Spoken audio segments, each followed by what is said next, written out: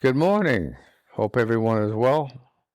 Yesterday we spoke about the first level of meditation, and today we'll talk about the second level of meditation. We'll start with the first, leading us to the second. Finding a comfortable posture, undisturbed, being here now, in this place, wherever it may be, you and I. So we've got a couple of questions already answered out of the six of Thomas Wilson's famous explanation of developing a subject matter. Who is us? Where is here? When is now? Bundles of miracles, what we are. Humbled by the immensity of creation. How? Humbled. And thankful for this opportunity to be alive. Why? We've done it. We've covered them already. Should we stop? No, let's continue. Let's go on. Our journey has just begun. So in our comfortable postures, we say to ourselves, am I comfortable? And you begin to elicit an answer by investigating inside your physical self, your mental self.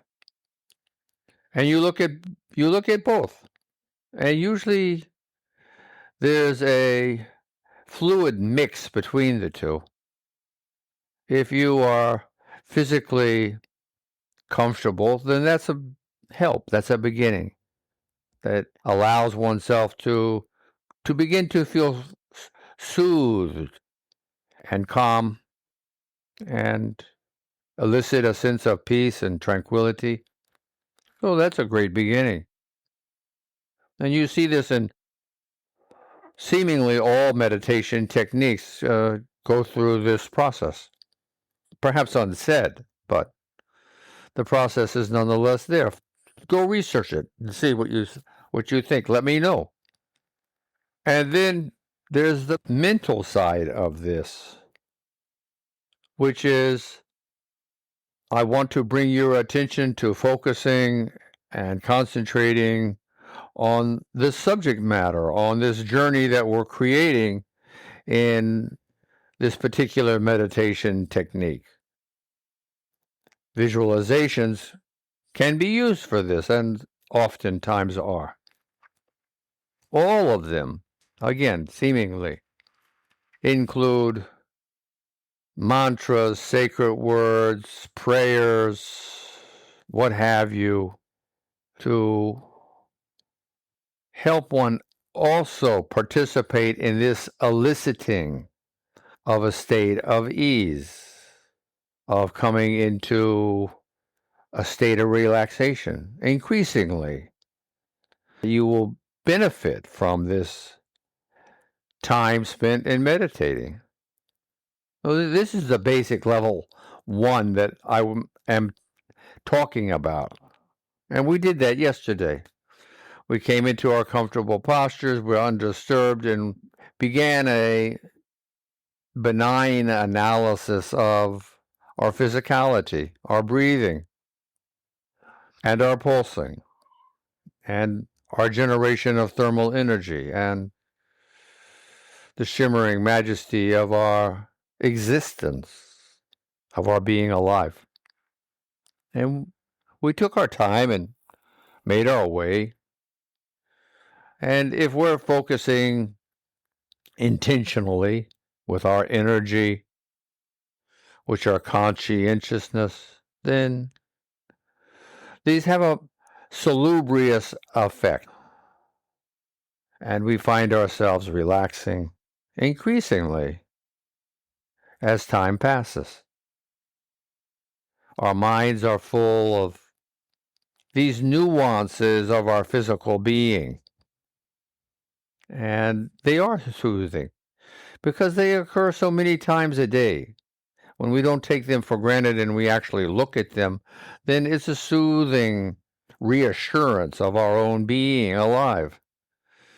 When we breathe 15 to 20,000 times in a 24-hour period, or we pulse around 90,000 times, or you're shimmering, vibrating with life's energy, and always radiating heat. Your musculature is always busy. We just said more than 100,000 times every day we're shaking in our chests and then circulating this thermal energy. So it's constant and consistent, kind of monotonous, and very much part of our being alive. And so it makes sense that it would be reassuring. And when we're focusing on this, then we're not focusing on the other things, the other events in our lives, our responsibilities, our disappointments, or even our successes. We're kind of in a middle lane, just making our way. And we need this sometimes. No question. It's why meditation today has become so popular, is that in our societies, we need to, in a sense, escape from life into our own worlds. And hello, isn't this what this is doing? And that's why I call it level 1. And I've never really thought of this like this before, except for a few days ago. I went in and YouTube and went through a half a dozen different meditation teachers' spiels, like my own, different, each unique. And these were the similarities I found. But importantly, there's a level 2, in my humbled opinion.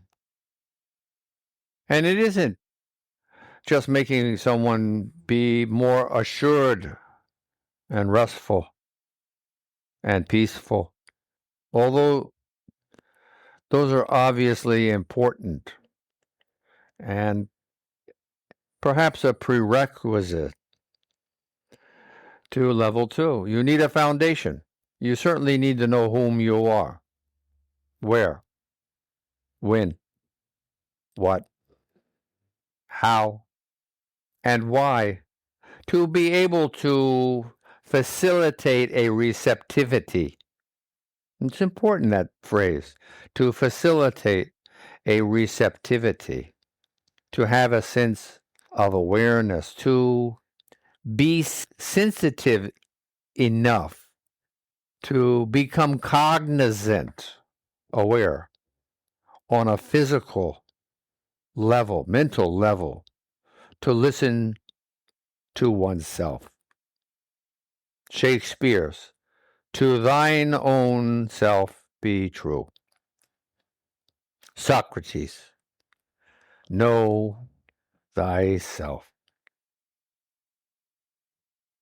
This is where oftentimes I'm thinking meditation can be more than a band-aid or a salve for one's mental congestion, so to speak. It can be a means to build an opportunity for self-improvement. Mindful meditation is not meditation.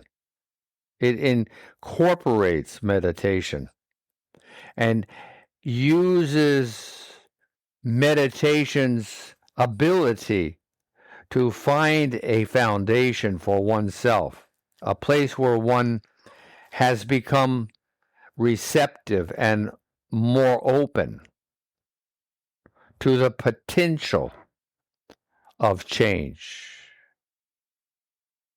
Mindful meditation. And this is what we practice. Because we're not looking for just a band-aid. We're looking to change the whole circumstance. We're looking ahead to the future. We're aspiring and making goals and making steps towards accomplishing our goals, our aspirations. We're looking at the ways that we can accomplish this. What can we do for changing ourselves? Because it starts inside. We are always partially responsible for everything that happens around us that we do. At least it seems most of the time. There's a certain sense of randomness that, okay, maybe not, right? And yet, the circumstances we find ourselves in are being created by the moment by moment activity of ourselves. So even if a meteor falls from the sky and hits you in the head, what led you to that spot where the collision occurred? And I don't mean it in a negative or a positive way. I mean, we have to go by percentages here, by odds. Most of the time, we play a greater role in creating the environment or the ambiance or the events that are occurring in our lives. We're partially responsible, is the bottom line. But what can we do? We can improve our characteristics, our qualities, our way of interacting with ourselves and with our world. And we can do this by improving and adding into our being more virtues. It's as simple as that. When we speak of wanting to be more kind and patient and understanding, to be more disciplined and resilient and persistent and determined. When we speak about wanting to be more understanding and to utilize empathy and compassion more often, this is what we're talking about. This is what changes one's self inside. How do we do that? Well, self-affirmation is the creation of concepts and ideas, little bits of energy that we are feeding into our minds, our souls, and done consistently, positively, and correctly, meaning with force. I am strong, for instance, rather than saying to oneself, gee whiz, I want to be strong. That's not a self-affirmation. It's the opposite. Because you just said you want to be, which means what? You're not. Think about this. And these little seeds that you and I can be planting all day in the 86,400 moments we share, I promise you, will change one's life. This is the second level of meditation. Spread the word. Help others wake up. This is what we can do for mankind. We can share what we know from our own experience, from our own self-improving activities. It begins inside of each of us, but the opportunity and the potential is there by our representation by our reflection that others can see and emulate. Talk it up. Let's grow together, mankind. Namaste.